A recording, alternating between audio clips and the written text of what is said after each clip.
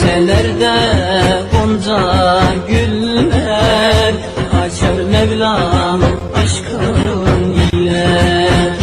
Seherlerde zakir kullar ağlar Mevlam aşkın ile. Seherlerde zakir kullar ağlar Mevlam aşkın ile. Aşkın ile, aşkın ile yanar kullar aşkın ile. Bülbül öter, sular çalar aşkın ile.